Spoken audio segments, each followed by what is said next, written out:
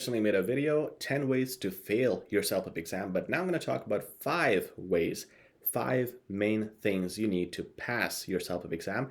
If you looked at the previous video, just don't do any of those 10 things, do the opposite. But here, I'm going to summarize 5 main things that are very important for your CELPIP exam before you attempt it, because let's face it, it's not easy. If you're looking for a 7, 8, or below, it might be, but most people look for a 9 for their immigration, for their education, and that is a very hard score to get. So the first thing you want to ensure is having the right practice material. Having free resources, there are plenty. You can see them on our channel, on our YouTube channel. You see videos on writing, listening, speaking, reading. Everything is also mentioned in our blog too.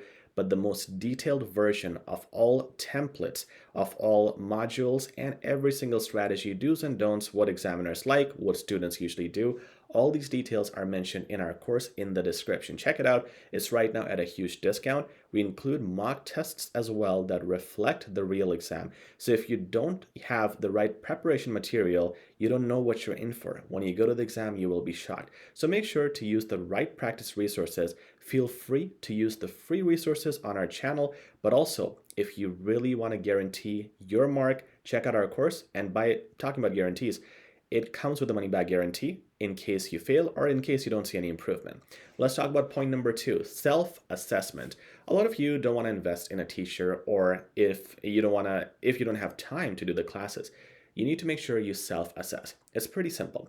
When you do reading and listening and you use our mock tests or anyone else's mock tests, make sure you look at the answers, not only the incorrect ones, but also the correct ones. Check why the incorrect ones happened. How can you avoid that the next time? And I don't just mean just look at it. It's really something about understanding. For example, if you had the incorrect answer because your vocab was weak, you need to make a vocab plan. You need to work on your vocabulary for the next 2 to 3 weeks. If your correction happened because you were not fast enough, you need to work on your reading speed, for example. Or if your mistake happened when you were speaking, you listened to yourself, you're not pausing, you're saying too many ums, you need to take deep breaths. So for each mistake that you have, you need to develop a strategy. How can I fix it in the next day, if it's a short one, or if it's something complex? Give yourself a 2 to 3 week plan on how to fix it. So really diagnosing your mistakes is important. Writing is simple. You go on Grammarly, that will tell you your grammar mistakes. You check thesaurus.com, that will help you correct or improve your vocabulary level for different words. And also you check it yourself, you proofread every time you write. When we talk about speaking, you want to put a recorder next to your mouth whenever you speak, listen to it, and test yourself as an examiner. Is your English good enough? Of course, you might not be the best person to evaluate yourself. It's always better to have a teacher or some feedback. But if you don't have that resource, you can at least have some idea of how you're performing. Be critical of your fluctuations, your emphasis, your English overall. Are you using pauses, good connectors? Are you finishing on time? Are you addressing all the points? And have you responded to the question? Ask yourself these questions and evaluate yourself. Reading, listening is easy. You have the answers with you. Check them, but make sure you check the incorrect ones and correct ones and figure out how you can improve the incorrect ones the next time.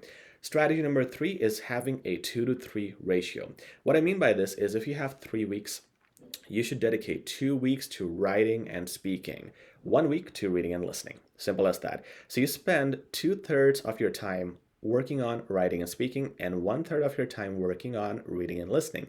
This is because writing and speaking are the hardest modules in the exam. Most people have to give the exam again and again because of the one reason, because of the same reason. I wanted a 9, but I got that in reading and listening. In fact, I got an 11, but in writing and speaking, I got a 7. I got an 8. This is a very common complaint. So you want to dedicate more time in practicing writing and speaking. That's where most people fail. That's where CELPIP is very difficult. I've been getting a lot of emails with people telling me they have been failing in reading as well, and then we help them, of course. You can also email us if you need any help. We'll be able to give you a proper plan. It's not always the course, it's sometimes live coaching as well, so it depends. But reading would probably be the next big thing I would focus on. However, the 2 to 3 ratio remains the same. 2/3 of your time goes to writing and speaking, 1/3 goes to reading and listening.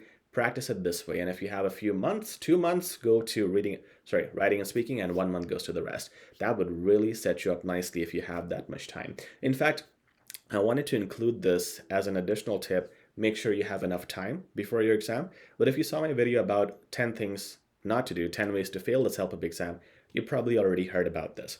Now, strategy number 4 is working on vocabulary and complex sentences. CELPIP is not all about everything being complex. You don't need to make every single word or sentence complex or advanced, but most of them you need to.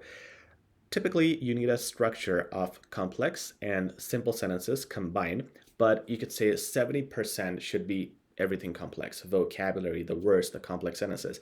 So you can check it out online.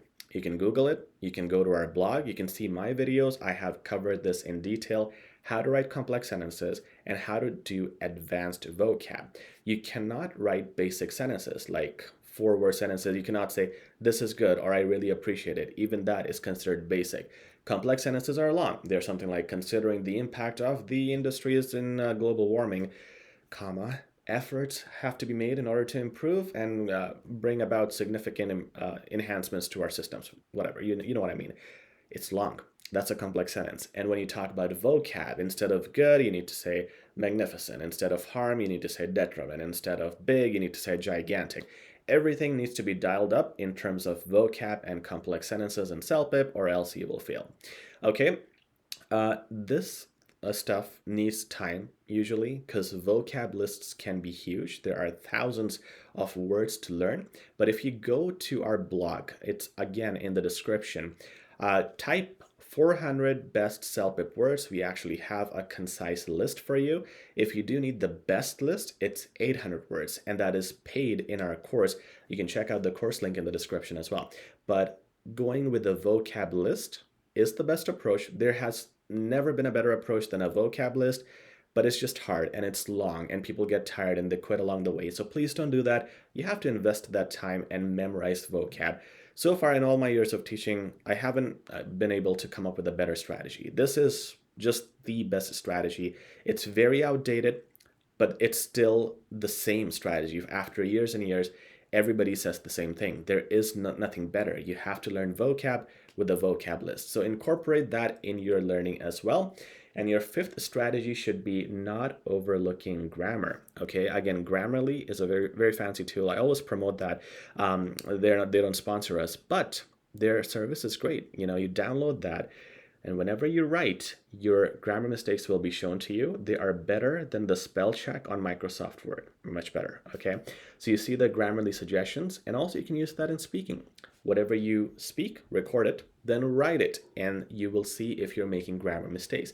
This is significant because grammar is huge in CELPIP. If you make more than 2 to 3 mistakes in grammar, you can forget a 9 in writing, you can forget a 9 in speaking. And that's why I wanted to make a 5th point on grammar, because even I myself haven't been able to emphasize this too much, and a lot of people ignore this too, but it is huge. Grammar is a huge reason why people fail. So making sure you have the right grammar. If you're really weak in grammar, we also have an English course that you can check on our website. If you need to take a course, if you need to just do YouTube videos or just tutorials on grammar alone, do that. If you're fairly advanced, you just need to write and speak. And the speaking also you can write on Grammarly, just transcribe it so you can see for yourself what grammar mistakes you're making. If you're intermediate or above, you will be able to understand fairly easily what are the mistakes you're making, and you don't need a grammar tutorial or classes especially for that. But not working on it will ensure your failure. So make sure you don't ignore grammar, and this would be our 5th point. So I hope this video helped you. Make sure to do these 5 things before the exam, and there's a lot more things you want to do. Explore our videos, check out our blog, a lot more resources that will tell you exactly what you need to be equipped for the exam. Good luck, and please subscribe, share, and like. Thank you very much.